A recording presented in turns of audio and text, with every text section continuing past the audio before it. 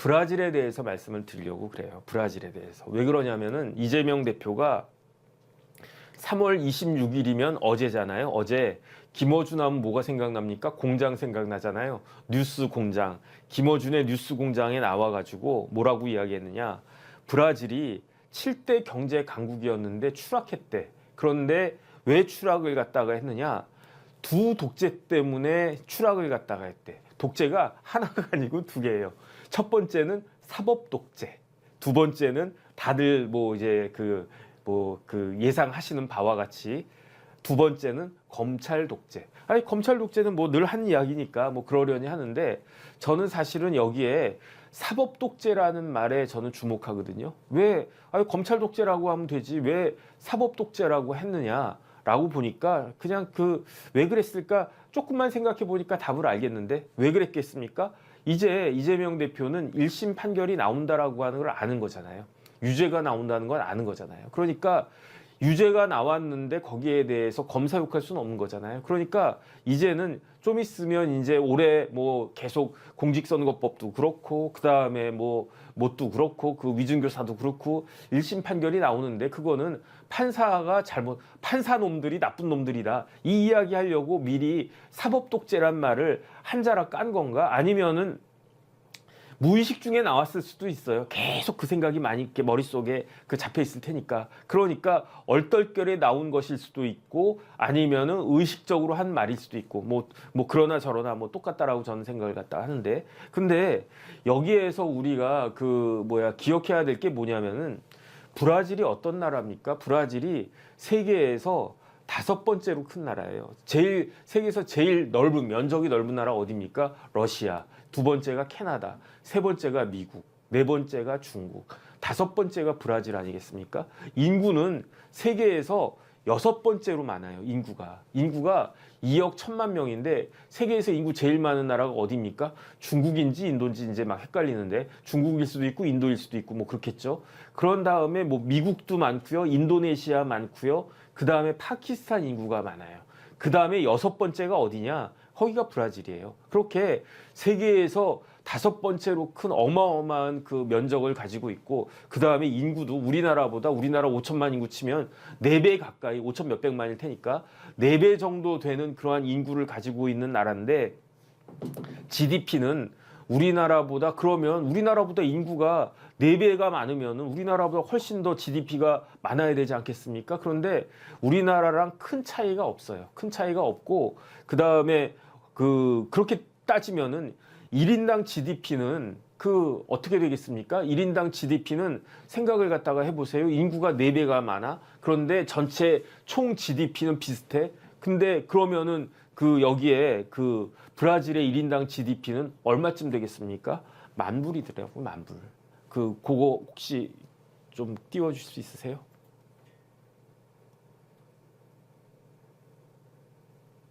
그거 말고 막 그래프 나온 거 있거든요. 저것도 좋은데,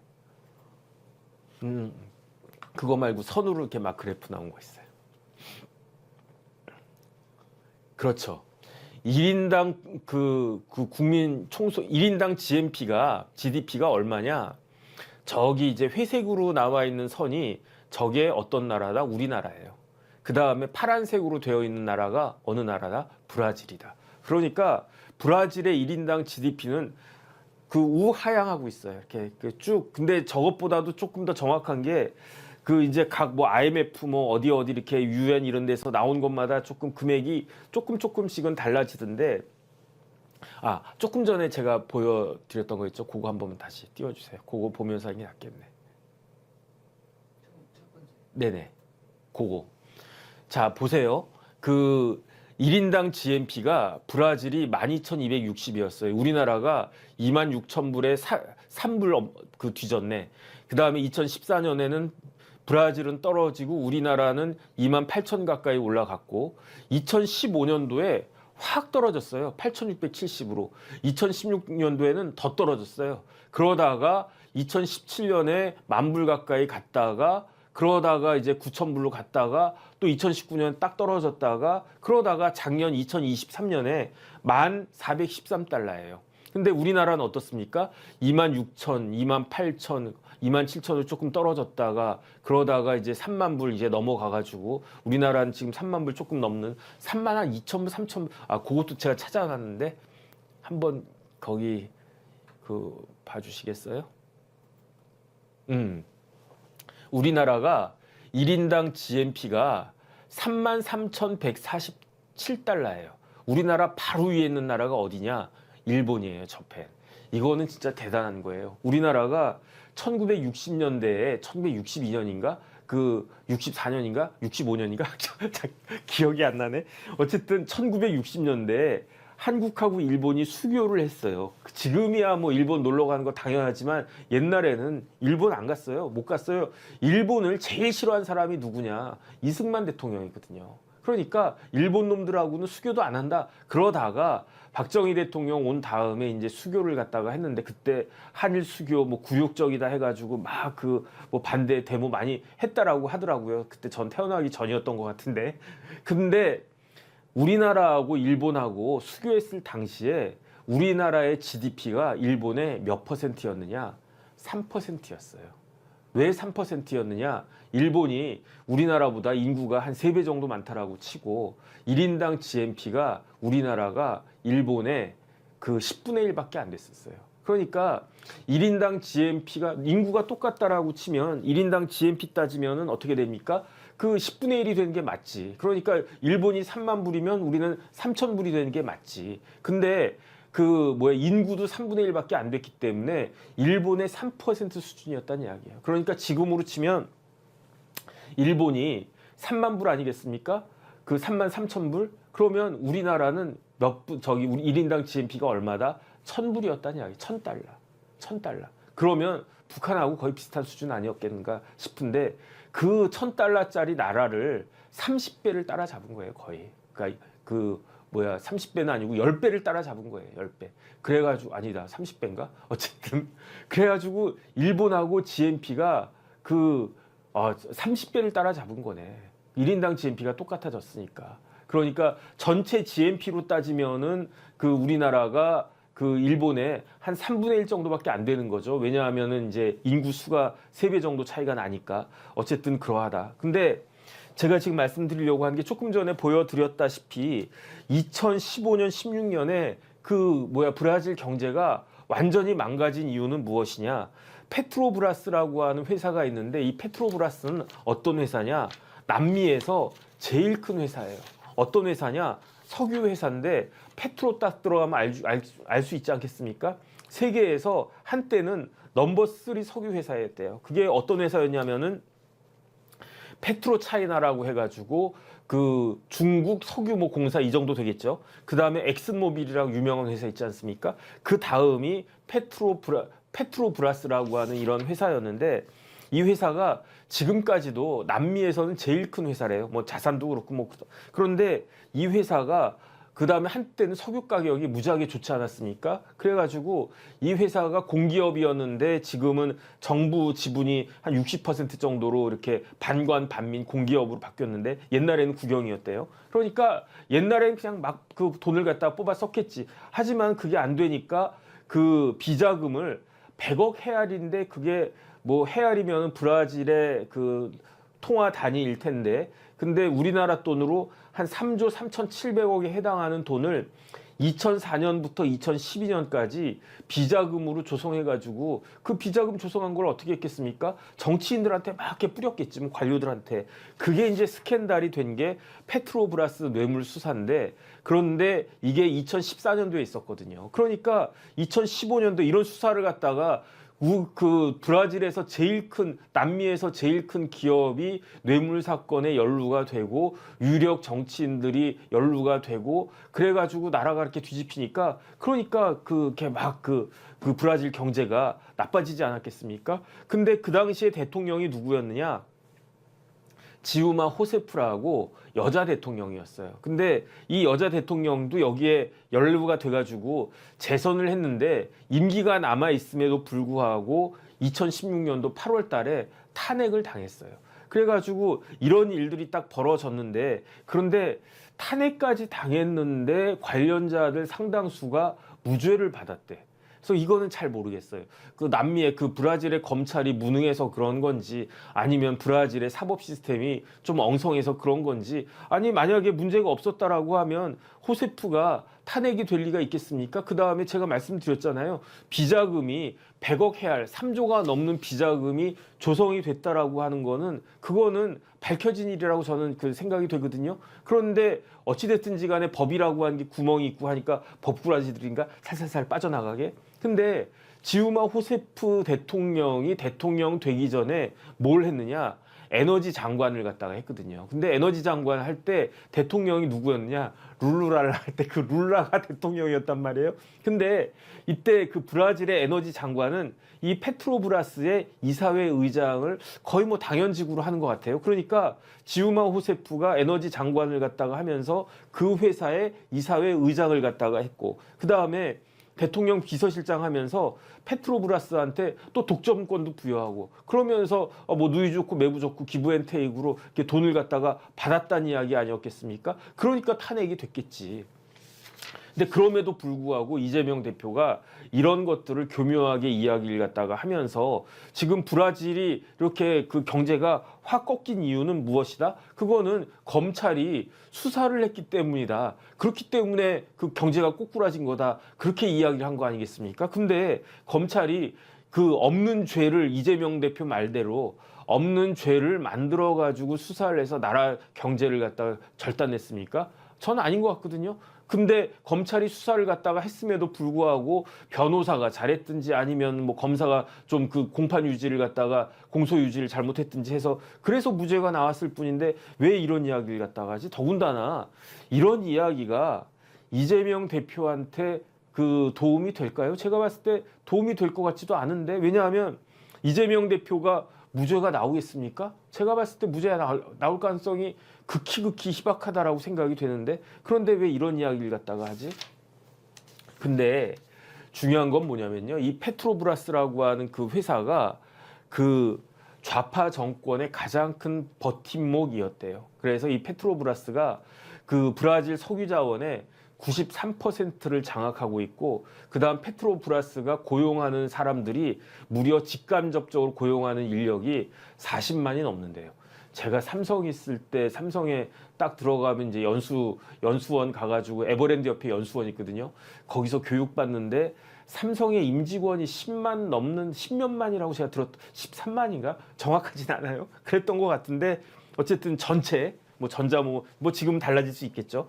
근데 페트로브라스는 40만. 그 다음에 GDP에 브라질 GDP의 13%가 페트로브라스 몫이래요. 그 다음에 이제 뭐 매출은 뭐 100억, 그러니까 141억 달러가 2014년도에 141억 달러였다라고 하고 제일 중요한 건 뭐냐면 지금 브라질이 경제가 어렵잖아요. 왜 어렵겠습니까? 첫 번째는 그 이걸 분석한 그 글이 있어가지고 제가 그 인용을 갖다가 해드리는 건데 브라질 경제가 왜 어려우냐? 빈부 격차가 굉장히 심하대요. 잘 사는 사람들은 너무너무 잘 살고 부자들은 돈이 너무 많고 그 다음에 돈이 없는 사람들은 너무너무 이제 어렵게 살고 그래서 1인당 국민소득이 10,000불이라고 해도 어떤 사람들은 뭐 브라질 인구가 뭐 2억 1,000만이라고 그랬으니까 한 10% 정도는 우리 대한민국 국민들보다 훨씬 잘 살 거예요.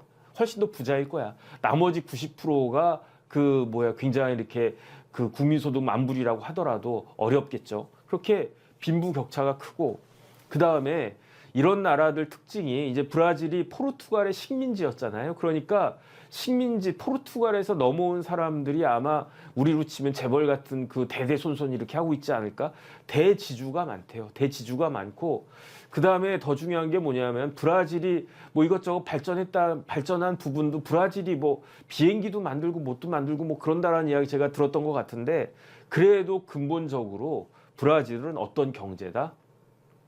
자원 의존형 경제다.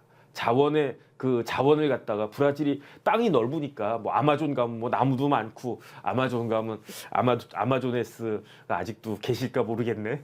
그 다음에 뭐 석유도 많고 뭣도 많고 뭐 땅덩이가 넓으니까 뭐 많겠죠. 그러니까 그냥 쉽게 뭐 석유도 퍼다가 팔고 모두 뭐 나무도 비워다 팔고 뭐 이런 경제란 이야기예요. 그러니까 그 우리랑은 경제 구조가 완전히 다른 거지. 그래서 가장 중요한 게 뭐냐면은 그 유가인데 석유 가격인데 지금 아직까지도 뭐 제 입장에서는 석유값이 그 싸지 않다라고 생각을 갖다가 하는데 근데 어쨌든 뭐 석유 가격이 뭐 100불 넘어가고 뭐 200불 가까이 가고 뭐 그랬던 적도 있지 않습니까? 그러니까 이렇게 저유가 이런 기조기 때문에 그렇기 때문에 기본적으로 그 브라질의 경제 체질상 지금 쉽지 않은 상황이다. 근데 더 중요한 건 뭐냐면은 세계에 브라질뿐만 아니고 많은 나라들이 중국에 의존하게 되는 경우가 많아요. 중국이 처음에는 선한 모습으로 딱 와가지고 씨씨 한번 해봐 그러면 씨씨 그러면 아예 뭐 커피도 주고 씨씨 한번 해봐 그러면 뭐또 커피 받아 마셨는데 또 씨씨 하면 또 뭐 줄까 뭐도 주고 이런 식으로 해가지고 뭐 캄보디아도 그렇고 뭐 어디도 그렇고 중국 사람들이 투자를 갖다가 뭐 어마어마하게 이제 세계 각지에 어마어마하게 많이 특히 아프리카나 뭐 이런데 그다음 동남아시아나 이런데 했다가 중국 돈 잘못 받아가지고 코 꿰는 나라들이 굉장히 많아요.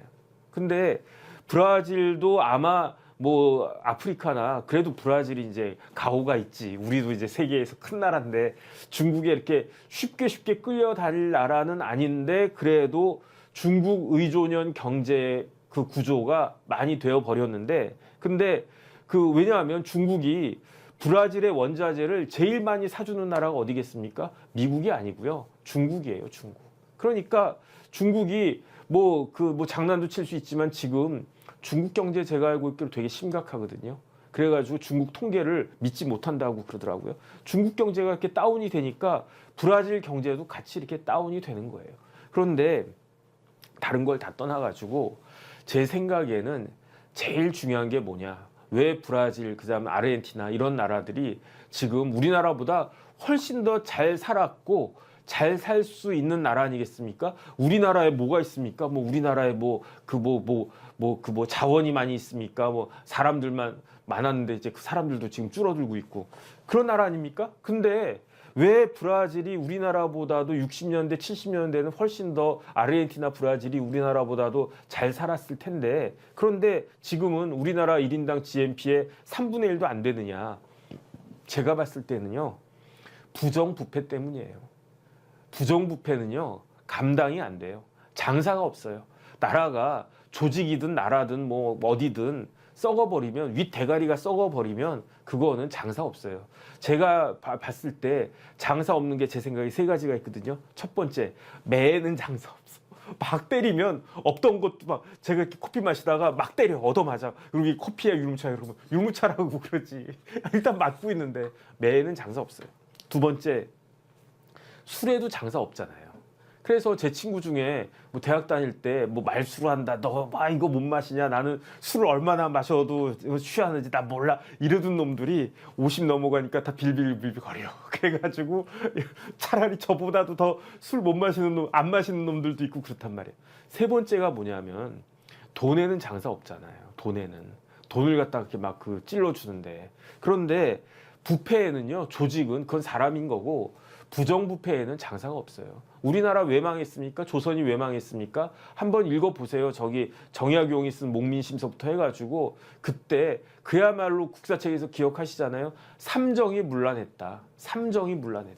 그러니까 그 다음에 저는 이제 명성황후라고 하기 싫은데 어쨌든 그 사람이 그거 했을 때 그 황현이라고 하는 학자가 있는데 황현의 매천야록인가 있거든요. 그 몇 페이지 이렇게 보다가 그냥 못 보겠더라고요. 그거 보면요. 매관 매직이 무지하게 심했어요. 매관 매직이 그때 이제 민비라고 쳐도 하고 뭐 명성황후인지 뭐 민비인지 어쨌든 고종하고 이렇게 둘이서 그래가지고 뭐 일본한테 사기도 당하고 일본한테 고철 같은 그런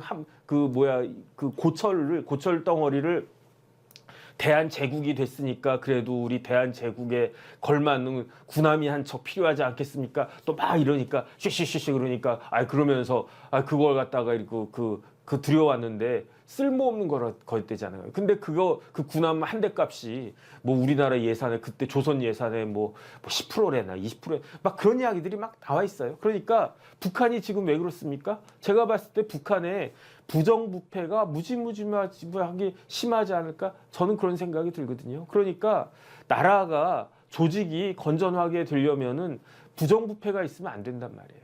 근데 이재명 대표는 제가 계속 말씀드리지만 공소장 보면 뭐라고 되어 있느냐, 시정을 농단했다고 그렇게 되어 있어요. 그 다음에 조국 대표는 어떤 사람입니까? 입시 제도를 농락한 사람이잖아요.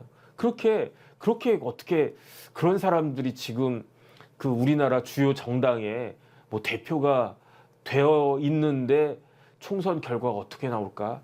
저는 이제 그런 거 생각하면은 그냥 깝깝하다, 일단 그런 생각이 드는데, 어찌됐든지 간에 근데 제가 한 가지 확실하게 생각하는 거는요, 세상에 비밀은 없고요. 그 다음에 결국은 건전한 그 나라에서는, 우리나라 같이 그래도 이제 작동하는 나라에서는 그 시간이 걸릴 뿐이지 사필 규정할 것이다. 모든 일은 정상으로 돌아올 것이다. 저는 어쨌든 그런 생각이 듭니다.